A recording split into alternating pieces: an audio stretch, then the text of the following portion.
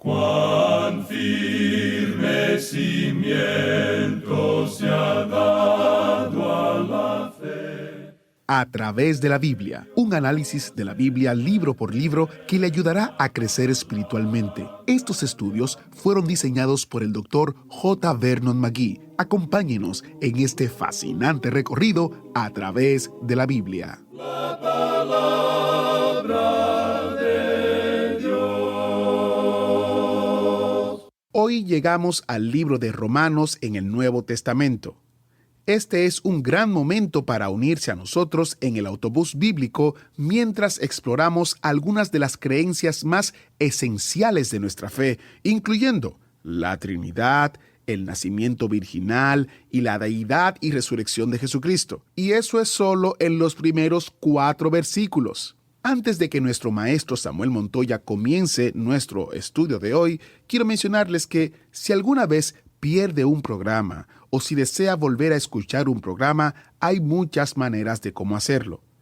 Puede hacerlo a través de nuestra aplicación o en su plataforma de streaming favorita como Spotify, Apple Podcast, Google Podcast. Además, puede compartir los enlaces del programa que transmitimos a diario a través de las redes sociales, WhatsApp o mensaje de texto. Visite a través de la biblia.org/escuchar para ver todas las opciones que tenemos disponibles para usted. Nuestro deseo es llevar el estudio de toda la palabra de Dios al mundo entero. Cuando usted, amigo oyente, comparte el programa con otros, nos ayuda a hacerlo. Así que muchas gracias. Ahora iniciamos nuestro tiempo en oración. Padre Celestial, abre nuestros corazones y mentes para escucharte. Por favor, ayúdanos a entender la riqueza y la verdad que podemos encontrar en los versículos que estudiamos en el día de hoy. En el nombre de Jesús te lo pedimos. Amén. Y ahora iniciamos nuestro recorrido bíblico de hoy con las enseñanzas del Dr. McGee en la voz de nuestro hermano Samuel Montoya. Bien, amigo oyente, nos corresponde hoy entrar en el estudio propiamente dicho de esta epístola del apóstol Pablo a los romanos. En nuestra última lección trazamos una introducción general que esperamos nos servirá como base para el estudio de esta maravillosa epístola. Pero permítanos decir que la introducción abarca los primeros 17 versículos del capítulo 1. Ahora, al comenzar nuestro estudio del primer versículo, le pedimos que por favor preste cuidadosa atención a medida que vayamos avanzando a través de esta gran epístola del apóstol Pablo. Comencemos pues leyendo el versículo 1. Pablo, siervo de Jesucristo, llamado a ser apóstol, apartado para el Evangelio de Dios. En primer lugar, deseamos mencionar que las dos palabras a ser no aparecen en los manuscritos originales. En otras palabras, este versículo debiera leerse así: Pablo, siervo de Jesucristo, llamado un apóstol, apartado para el Evangelio de Dios. Ahora, queremos que usted note que Pablo se identifica a sí mismo como un siervo en esta epístola. La palabra que se usa en el griego es doulos, que significa esclavo. O sea que Pablo es esclavo de Jesucristo. Ahora bien, él es un apóstol, pero primero él se identifica como un esclavo, como alguien obligado a servir. Y es importante que notemos esto. Es importante que lo notemos porque Pablo tomó este lugar voluntariamente. Y amigo oyente, el Señor Jesucristo nos amó y se dio a sí mismo por nosotros. Pero es muy diferente notar que Él nunca nos obliga a ser sus esclavos. Usted tiene que tomar ese paso voluntariamente y acudir a Él y hacerse un esclavo y servidor de Jesucristo. Esto es algo tan maravilloso que es indecible el hecho que cuando Él le salva, no le obligará a servirle. Notemos que el Señor Jesucristo hasta tuvo esta actitud hacia Jerusalén, pues allá en el Evangelio según San Mateo, capítulo 23, versículo 37 dice: Jerusalén, Jerusalén, que matas a los profetas y apedreas a los que te son enviados. ¿Cuántas veces quise juntar a tus hijos como la gallina junta sus polluelos debajo de las alas y no quisiste? Y en otra ocasión tenemos al Señor Jesucristo diciendo allá en el capítulo 5 del Evangelio según San Juan, versículo 40, y no queréis venir a mí para que tengáis vida. Jesucristo, pues, nunca le obligará, amigo oyente. Usted tiene que hacer esto de su propia cuenta, por su propia voluntad. Usted tiene que venir a Él, pero usted tiene el privilegio de hacerse esclavo en servicio a Jesucristo. Ahora, quizá usted recuerde lo que se le dijo a Pablo cuando se convirtió en el camino a Damasco. Bueno, primero Pablo preguntó, ¿quién eres, Señor? Y él le dijo, yo soy Jesús, a quien tú persigues. Y entonces fue cuando Pablo llegó a conocerle como su Salvador personal. Pero entonces Pablo le hizo una segunda pregunta. Señor, ¿qué quieres que yo haga? Y esa es la pregunta importante aquí, pues al hacer esa pregunta, Pablo se hizo esclavo en el servicio a Jesucristo. Bien, volviendo ahora a nuestro estudio del primer versículo de la carta del apóstol Pablo a los romanos, vemos que él no solamente es un esclavo o siervo de Jesús, sino que también se identifica como su apóstol, como alguien que ha sido llamado apóstol. No quiere decir esto que fue llamado para algún día llegar a ser un apóstol, sino que nos explica qué clase de apóstol era Pablo. Nos da a conocer que Cristo mismo lo llamó para ser un apóstol, que él fue llamado para desempeñar ese oficio. No fue algo que Pablo escogió. El Señor Jesús le dijo que sería su testigo. Y en realidad, este es el único tipo de persona que Dios puede usar como su siervo, la persona que Él haya llamado o escogido. Desafortunadamente hoy en día hay demasiadas personas en el ministerio, como pastores u obreros cristianos, que nunca fueron llamados por Dios. Pablo pudo decir allá en su primera carta a los Corintios capítulo 9 versículo 16, «Ay de mí si no anunciar el Evangelio». En el Antiguo Testamento tenemos un caso similar en el profeta Jeremías, quien fue llamado en su niñez. Y fue debido a ese llamado que Jeremías pudo decir a los falsos profetas que Dios les había dicho a ellos, según leemos allá en Jeremías capítulo 23 versículo 21, «No envié yo a aquellos profetas, pero ellos corrían. Yo no les hablé, mas ellos profetizaban». Con todo esto, tenemos que llegar a la conclusión que Pablo fue un apóstol llamado. Ahora, sin embargo, tenemos que tomar en cuenta que una de las cosas que eran necesarias para poder ser un apóstol era el haber visto al Cristo resucitado. Y Pablo le vio. Él nos dice allá en su primera carta a los Corintios, capítulo 15, versículo 8, «Y al último de todos, como a un abortivo, me apareció a mí». Pero había otra marca que era un distintivo de un apóstol de aquel entonces. Y esa marca era que un apóstol tenía que tener lo que podríamos llamar un don que sirviera como señal. Y Pablo dijo que podía hablar en lenguas. Y una vez más, en su primera carta a los Corintios capítulo 14, versículo 22, dice que el hablar en lenguas es una señal especial para los incrédulos. De modo que creemos que este don, por lo menos en parte, consistía en poder hablar y testificar de Cristo en su propio idioma a los que no conocían el griego, el latín o el hebreo que Pablo hablaba normalmente. Otro don que Pablo tenía, que lo señalaba como apóstol, era el de la sanidad. Y él no solamente podía sanar a los enfermos, sino también levantar a los muertos. Ahora no creemos que Dios conceda este mismo don hoy en día. Creemos que cada creyente en Cristo debe llevar sus dolencias y enfermedades directamente a Dios, al gran médico, en oración. Pedro también tenía este don de la sanidad y de levantar a los muertos que lo confirmaron como apóstol. Pablo es entonces un esclavo en el servicio de Jesucristo. Es llamado un apóstol, y ahora tenemos una tercera cosa que se dice en cuanto a él. Dice aquí en el capítulo 1, versículo 1, que hemos leído, que Pablo fue apartado para el Evangelio de Dios. Y deseamos que usted ponga especial atención sobre esto, amigo oyente, porque hay algo extraordinario aquí. Pablo estaba apartado o separado para algo. Este Evangelio es de Dios, pues tuvo su origen en Dios. Es algo que proviene de la mente de Dios. No es algo que haya sido ideado por la mente humana. Cuando nosotros llegamos, el Evangelio ya había estado en existencia por más de 2000 años. Y este es el Evangelio de Dios. Él me dijo a mí, bueno, bien puedes aceptarlo o rechazarlo. Y amigo oyente, Dios le está diciendo esto mismo a usted. Usted puede o bien aceptar o bien rechazar el Evangelio de Dios, el Evangelio originado por Dios. Ahora volvamos a esta frase, apartado para el Evangelio. Pablo no indica que ha sido separado de alguna cosa, sino apartado para algo.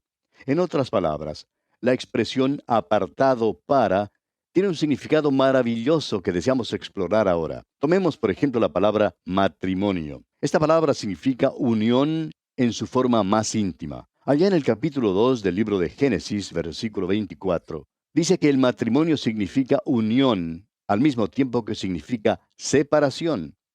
Dice que el hombre dejará, o sea, se apartará de su padre y de su madre. Pero también dice que se unirá a su mujer y que la unión será tan perfecta que la describe así: serán una sola carne. O sea que esa palabra puede significar separar y también unir. Pues bien, la palabra usada aquí por Pablo es la palabra apartado o separado. Hoy en día parece que se oye tanto en cuanto a la necesidad del cristiano de mantenerse separado o apartado del mundo. Bueno, en el caso del apóstol Pablo, no hay duda alguna que él era un cristiano separado, pero él estaba separado para algo y no de algo. Nuestro temor, amigo oyente, es que haya un énfasis exagerado en cuanto a la separación de algo. Son muchos los que usan esta palabra en un sentido totalmente negativo. Es como si comprendiesen la vida cristiana como si consistiera de solamente despojarse de esto o de aquello. Solo pueden recitar una larga lista de las cosas que no hacen. Si uno les pregunta acerca de la vida cristiana, responde que consisten en no bailar, no fumar, no tomar bebidas embriagantes, no jugar a la lotería y muchos otros no, no, no. Tememos que tales personas hayan perdido su perspectiva espiritual, pues lo de mayor importancia es el ser separados para algo. Amigo oyente, permítanos preguntarle, ¿para qué está usted separado? No le estamos preguntando de qué se ha separado usted. Lo importante es estar separado para algo. Permítanos ilustrar lo que estamos diciendo con una porción del Nuevo Testamento. Allá en la primera carta a los Tesalonicenses, capítulo 1, versículo 9, Pablo indica que los creyentes que vivían en Tesalónica, cuando aceptaron a Cristo como su Salvador personal, se convirtieron, o sea, se apartaron de los ídolos a Dios para servir al Dios vivo y verdadero. Ahora no creemos que ellos se pararan en alguna reunión o asamblea cristiana para decir, yo ya no voy al templo de Apolo. No había ninguna necesidad de decir tal cosa. Ellos estaban separados para servir a Cristo. Cuando uno está separado para Él, no necesita además estar separado de algo. Ahora ya podemos oír a alguien preguntando, pero ¿no es necesario que un creyente en Cristo se separe de algo? Y es más que seguro que quien formula tal pregunta ya tenga una lista de todo lo que el creyente no debe hacer. Y creemos que es precisamente debido a este énfasis distorsionado en la separación negativa que tenemos tantas vidas estériles hoy en día. Están dispuestas a separarse de algo. No tienen gozo y se tornan criticones y hasta cínicos. Amigo oyente, es necesario que usted se separe para Cristo. Si usted está dispuesto a separarse para Cristo, entonces automáticamente ocurre la separación de lo demás. Volviendo ahora al ejemplo del matrimonio. En una ceremonia matrimonial, el novio no se va a parar y leer una larga lista de todo aquello de lo cual él se va a separar. El novio simplemente promete amar y entregarse únicamente a su prometida y a nadie más. Esto indica separación, separación para algo. Sin embargo, parece que hay muchos cristianos hoy en día que creen que es suficiente apartarse de algo y eso es todo lo que hacen. Amigo oyente, lo importante es apartarse para algo y no solamente de algo. Si usted se ha separado para el Señor Jesús, entonces usted no tendrá que preocuparse si se ha separado de algo. Es muy interesante el resultado práctico de tal separación positiva. Significa que usted vivirá una vida que despierta interés y simpatía, y no una vida que decepcione. Se cuenta que una vez una niñita dijo, los cristianos son como la sal. La sal produce la sed en uno. Piénselo bien, amigo oyente. Y mientras tanto, conteste usted, ¿qué está haciendo usted para provocar en otra persona una sed de Jesús? Él es el agua de la vida. ¿Estamos creando una sed por esta agua? Otro aspecto interesante en cuanto a esta palabra separación es que en el griego proviene de la misma palabra de donde nosotros recibimos la palabra horizonte. Hemos notado que cuando uno se remonta en un avión, mientras más alto esté, más extenso es el horizonte. Recuerdo cierta vez cuando viajé en un avión que despegó del aeropuerto de la ciudad de Medellín, en Colombia. Cuando el avión comenzó a subir, no se podía ver casi nada. Traté de ver si podía divisar alguno de los puntos de la ciudad en los cuales habíamos estado. Y al principio no se podía ver casi nada. Pero después de poco tiempo, mientras cobrábamos altura, comencé a ver aquellos puntos o algunos de los puntos en los cuales habíamos estado. Desde esas alturas uno podría verlo prácticamente todo. Mientras más nos remontábamos, más amplio se tornaba el horizonte. Así también es tan maravilloso ser separado para Cristo, porque Él le trae nuevos horizontes a la vida, horizontes sumamente amplios y extensos. Uno recibe una nueva vida en Cristo Jesús. Y cuán maravillosa es esa nueva vida. Le trae a uno una nueva apreciación de la vida. Ahora, si usted, amigo oyente, viene a Cristo Jesús, usted se separa para Él. Y separarse para Cristo no quiere decir que usted se vuelva un introvertido, ni que sea una persona de criterio estrecho y cerrado. Separarse para Cristo, amigo oyente, quiere decir que su vida se ampliará y que usted podrá realizar muchas cosas para Cristo. Esto es especialmente cierto hoy en día para los hijos de Dios, cuando hay tantas cosas maravillosas que los hijos de Dios pueden hacer. Amigo oyente, para mí es maravilloso vivir hoy en día. Bien, este versículo 1 de la carta a los Romanos dice que Pablo estaba apartado para el Evangelio de Dios. Ahora, notemos aquí que este Evangelio no es algo nuevo, pues Pablo dice aquí en el versículo 2 lo siguiente en cuanto al Evangelio de Dios. Dice él, que él había prometido antes por sus profetas en las Santas Escrituras. Esto quiere decir que si uno vuelve atrás y examina los libros del Antiguo Testamento, se dará cuenta que el Evangelio fue prometido a través de todo el Antiguo Testamento. Su mensaje es que Dios ama a la humanidad y que Dios salvará a la humanidad. ¡Qué maravilloso es esto, amigo oyente! Nos trae a una relación de amor y veremos en esta epístola que el Evangelio es precisamente un amorío. Él nos amó. Y según el apóstol Juan en su primera carta, capítulo 4, versículo 19, nosotros le amamos a Él porque Él nos amó primero. El apóstol Pedro, a su vez, declaró en su primera carta, capítulo 1, versículo 8, a quien amáis sin haberle visto. Pero creemos que Pablo lo expresó de una manera más personal cuando dijo allá en su carta a los Gálatas, capítulo 2, versículo 20, me amó y se entregó a sí mismo por mí. ¡Qué maravilloso, amigo oyente!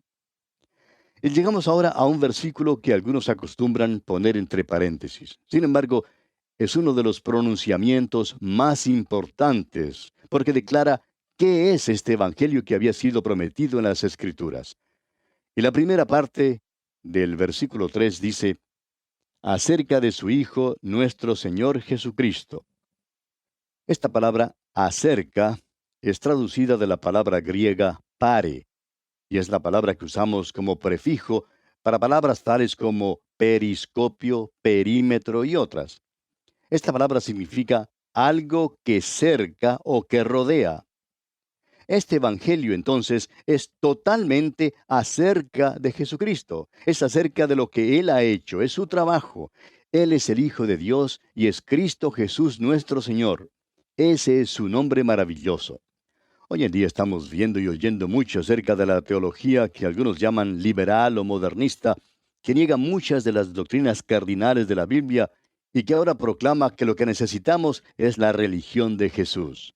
Amigo oyente, Jesús no tenía ninguna religión. Él no necesitaba ninguna, pues Él era y es Dios. Él no podía adorar a otro. Es a Él a quien nosotros debemos adorar.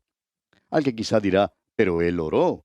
Bueno, es verdad que lo hizo, pero lo hizo, amigo oyente, para ayudarnos y acomodarnos a nosotros. Cuando Él tomó la naturaleza humana, Él se humilló voluntariamente y vivió a nuestro nivel. Usted quizá me pregunte ahora, ¿y qué quiere decir con eso? Bueno, ¿se acuerda usted del caso de Lázaro? Al lado de su tumba, Jesús dijo, según lo vemos en el Evangelio según San Juan, capítulo 11, versículos 41 y 42, Padre, gracias te doy por haberme oído. Yo sabía que siempre me oyes, pero lo dije por causa de la multitud que está alrededor, para que crean que tú me has enviado. Amigo oyente, Jesús oró para beneficio de usted y para beneficio mío hoy en día, para ayudar a fortalecer nuestra fe. Él no necesitaba orar porque tenía contacto perfecto y constante con su Padre Celestial, pues Él es el Cristo, el Señor Jesucristo. Ahora note usted que hay algo más que también es maravilloso que se dice aquí acerca de Jesucristo. Dice el resto del versículo 3 que Él es del linaje de David en cuanto a la carne se refiere. Dice aquí que era del linaje de David según la carne. Esa es la humanidad de Jesús. Pero también, según el versículo siguiente, el versículo 4, dice que fue declarado Hijo de Dios con poder. Y aquí deseamos que usted comprenda bien que la resurrección no fue lo que hizo Hijo de Dios a Jesucristo. Esta solo confirmó y reveló que lo era. Y una vez más, aquí aparece esa palabra griega que significa horizonte que recién comentábamos. Jesús es declarado, o su horizonte le declara Hijo de Dios. Tenemos aquí pues la perfecta humanidad de Cristo y también su perfecta deidad. El credo más antiguo de la Iglesia decía, Él es tan hombre como cualquier hombre y tan Dios como el mismo Dios. Pero Pablo lo dijo aún antes de que ese credo fuera formulado, pues aquí lo tenemos en estos dos versículos que acabamos de mirar. Jesús no es más hombre porque es Dios, ni es menos Dios porque es hombre. Él es Dios hombre. Siguiendo adelante ahora con nuestro estudio del versículo 4, vemos que dice que fue declarado Hijo de Dios con poder según el Espíritu de Santidad. Y creemos que esta es una referencia obvia al Espíritu Santo. Creemos que tenemos aquí la Trinidad ante nosotros. Tenemos lo concerniente a Jesucristo y Él es el Hijo de Dios, quien es declarado lleno de poder según el Espíritu de Santidad. Y así tenemos aquí al Espíritu Santo. Además, el versículo 4 concluye diciendo, por la resurrección de entre los muertos. Permítanos decir, amigo oyente, que la resurrección lo comprueba todo. Es lo que demuestra que Él es el Hijo de Dios. Ahora, note usted que tenemos aquí la Trinidad. Tenemos también la deidad de Cristo y tenemos el nacimiento virginal de Jesucristo. Jesús es de la simiente de David en cuanto a la carne, y esa es la razón por la cual tenemos dos genealogías en la Biblia. Una genealogía de Jesús aparece en el Evangelio según San Mateo. Es la genealogía de José, su padre, en el sentido legal. Y de él, Jesús recibió por heredad legal el derecho al trono de David. Sin embargo, fue por medio de la otra genealogía, la de María, que aparece en el Evangelio según San Lucas, que Jesús recibe su título por sangre. Jesús es, pues, Dios hombre. Y a pesar de esto, hemos oído a algunos decir que Pablo nunca enseñó tal cosa como el nacimiento virginal. Quisiera que me explique usted, amigo oyente, ¿qué es lo que tenemos en estos dos versículos, sino una enseñanza clara del nacimiento virginal? En realidad, no avanzamos mucho en nuestro estudio de hoy, pero continuaremos, Dios mediante, en este mismo lugar, en nuestro próximo programa. Hasta entonces, pues, que el Señor le bendiga en gran manera. ¿Fue de ayuda para usted el estudio de hoy? ¿Desea enviarnos algún comentario de lo que ha estado escuchando? Entonces escríbanos, no espere más. Nuestro correo electrónico es atv@transmundial.org. atv@transmundial.org. Si desea recibir las notas y bosquejos de lo que estamos estudiando, suscríbase gratis en nuestra página en internet a través de la Biblia.org/notas. A través de la Biblia.org/notas.